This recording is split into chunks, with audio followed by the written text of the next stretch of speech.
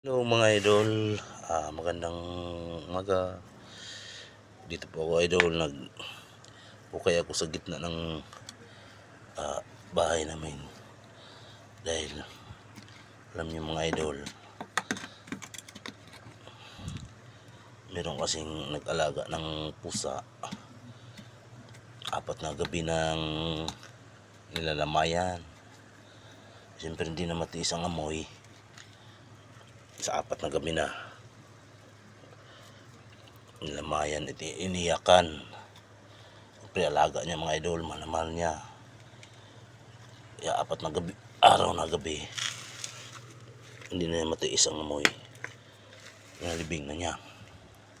Ganun siya kamahal sa pusa. Alaga niya idol. Ganun siya magmahal sa alaga niya. Biro mo 4 na gabi na iniiyakan o nilamay. Lalim na yan idol.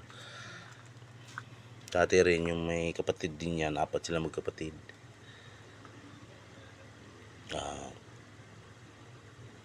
Una,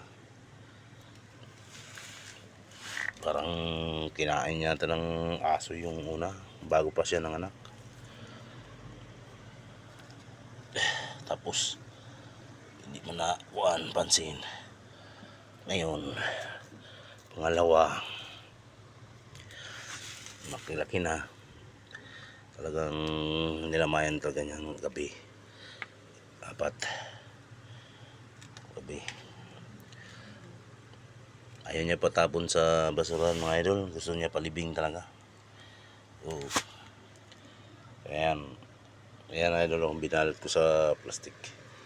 May daga ding patay dito, sasabay ko na lang paglibing doon. Kaya dalawa sila dyan.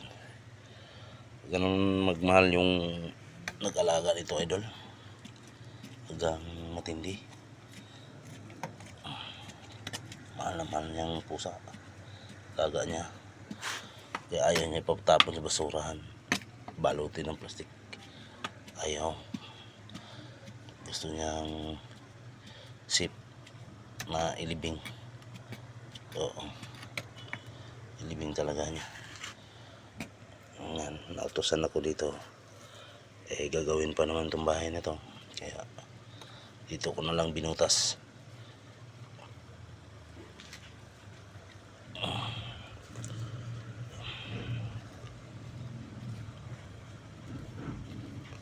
Malalim na siguro ito idol, pusa lang naman. Yan. So thank you mga idol, God bless.